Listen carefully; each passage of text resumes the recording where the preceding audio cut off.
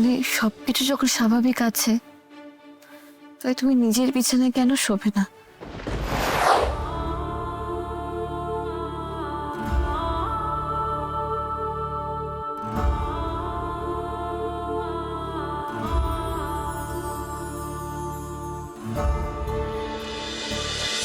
এই যে বনলতা মনে করে যে আমার প্রতি তোমার একটা দুর্বলতা আছে, সেটা কি সবটাই ভুল লাজু?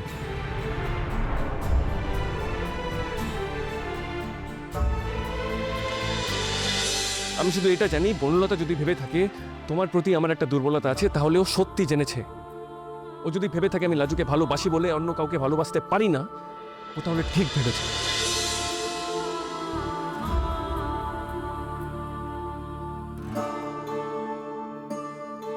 এসব কথা শোনার আগে আমি মরে গেলাম না কেন? তুমি এত কষ্ট কেন দিলে আমায়? কেন এত কষ্ট দাও? তুমি একবারও ভাবলে না এমন কথা বলে গেলে লাজুর তারপর কি হবে? এই তুমি ভালোবাসো লাজুকে? মিথ্যে কথা। কেউ কাউকে ভালোবাসলে এত কষ্ট দিতে পারে? হ্যাঁ হ্যাঁ আমি জানি, দেখছি কি করা যায়। ঠিক আছে আমি রাখছি রে।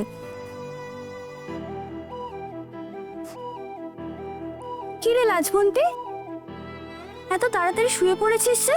তোর শরীর খারাপ নাকি? না না, আমার শুধু মাথাটা একটু দোলেছিল, আর কিছু না। এখন আমি ঠিক আছি। কিছু বলবে? তুই কিছু ভাবলি হোস্টেল রেনোভেশনের সময় কোথায় থাকবি? সে কি রে, হাতে তো আর বেশি সময় নেই, তুই এখনো কিছু ভাবিসনি? ভেবে তো কিছু কুল করতে পারছি না গো। তুমি কি ভেবেছো? আমি তো আপাতত প্রথম দিকটায় মামা বাড়িতে শিফট করছি, তবে ব্যাপারটা যদি খুব বেশি দিনের হয় তখন আবার অন্য কিছু ভাবতে হবে। তুই কি করবি ঠিক কর। আচ্ছা, এখানে কোনো হোটেল ভাড়া পাওয়া যায় না? তাহলে কদিনের জন্য আমি হয়তো হোটেলেই চলে যাবো। তোর কি মাথা খারাপ নাকি? কলকাতা শহরে একটা মেয়ের একা থাকার মতো ভদ্রস্থ হোটেলের ভাড়া কত তুই জানিস? তাও তো কয়েক মাসের ব্যবস্থা করতে হবে। কত টাকা তুই পাবি কোথায়? তাহলে কি করবো আমি? দেখেছো তো আমার কপালটা, বিপদ যেন কোনোদিন কাটতেই চায় না। তুই একটা কাজ কর, তুই বরং পেইন গেস্ট অ্যাকোমোডেশন খোঁজ। তোর ক্লাসের মেয়েদের থেকে খোঁজ নে কারা কারা পিজিতে থাকে, সেখানে যদি ফাঁকা থাকে তো তবে ঢুকে পড়। দেখি, বিশ্বকেও বলতে হবে কিছু একটা, ও যদি খুঁজে দিতে পারে। যা করবি তাড়াতাড়ি কর, হাতে তোর মাত্র 2 দিন। আমি আর পারছি না, আমি এত কিছু ভাবতে পারছি না, আমার সব গুলিয়ে যাচ্ছে। মরে যাই না কেন, আমি সত্যি আর পারছি না। আমার কপালে বোধহয় ঠাকুর শান্তি বলে কিছুই লেখেনি।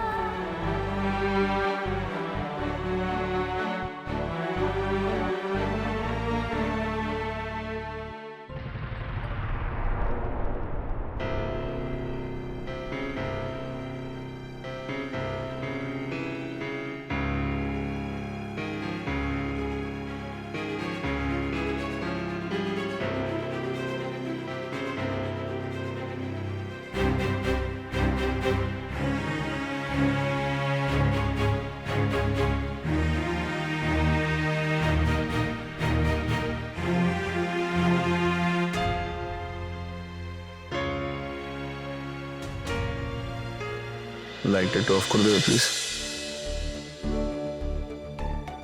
ঘুম পাচ্ছে আমার। আচ্ছা অনুভব, একটা কথা বলবো? বলো।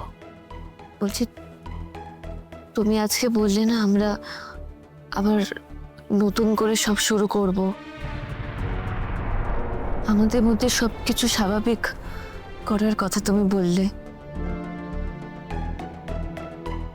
সেগুলো তুমি মন থেকে বলেছো? মিথ্যে বলিনি, বিশ্বাস করা না করা তোমার ব্যাপার। না না অনুভব, তুমি এটা কি বলছো? আমি কেন তোমাকে অবিশ্বাস করব? আমি একেবারে তোমাকে অবিশ্বাস করছি না গো। জাস্ট তুমি এই কথাগুলো আগে কোনোদিনও বলনি তো। বিশ্বাস করো, তুমি আজ যে কথাগুলো বলেছো আমার সত্যি খুব ভালো লেগেছে। হয়তো এই প্রথমবার তুমি আমাকে সত্যি মন থেকে মানতে পেরেছো, আমাকে মাফ করতে পেরেছো। তাহলে তুমি এরকম সোফায় কেন অনুভব? মানে সবকিছু যখন স্বাভাবিক আছে, তাই তুমি নিজের বিছানায় কেন শোবে না? তুমি সুদেবকে ভালোবাসো? হ্যাঁ। এই, আমার প্রতি তোমার কোনো ফিলিংস নেই? এমন কথা শোনো আমার পাপ। তুমি সুদেবের সঙ্গে জীবন কাটাতে যাও, তাই তো? হ্যাঁ হ্যাঁ হ্যাঁ। অনুভব শোবে না?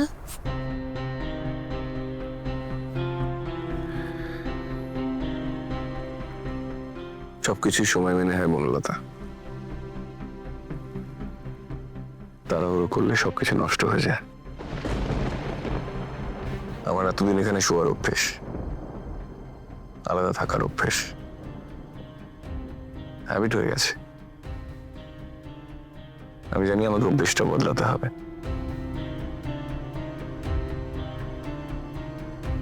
সবকিছু স্বাভাবিক একটু আস্তে আস্তে হতে দাও, তাড়াহুড়ো করো না,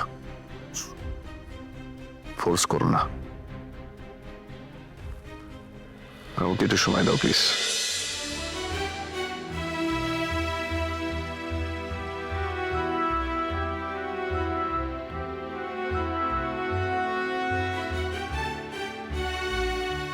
বুঝতে পারছি অনুভব, সবকিছু স্বাভাবিক করতে গিয়ে তুমি নিজের সাথে অনেক লড়াই করছো না? আমি জানি তোমার অনেক সময় লাগবে, তুমি সময় নাও। ট্রাস্ট মি, আমি কোনোদিনও কোনোভাবে আর তোমাকে জোর করবো না। যে ভুলগুলো আমি আগে করেছি সেগুলো আমি আর রিপিট করবো না। আমি অপেক্ষা করবো তোমার জন্য অনুভব।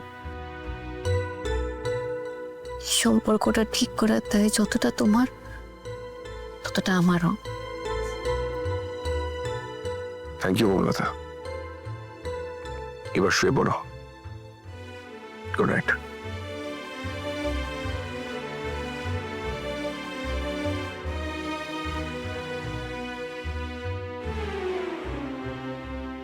দেখো অনুভব, আমি তোমার যোগ্য হয়ে উঠবো, তুমি দেখো খালি। আসলে তুমি না, লাজুর কথা আমি ভাবি। ওর কাছে তো আমি চিরকৃতজ্ঞ। আমি এত ভুল করেছি, এত অপরাধ আমার ও ক্ষমা করে দিয়েছে। তবে তুমিও দেখো, আমি যদি জীবনে কোনো সুযোগ পাই না ওর উপকার করার, যদি ওর কোনোদিনও আমাকে লাগে, আমি ছুটতে চলে যাবো।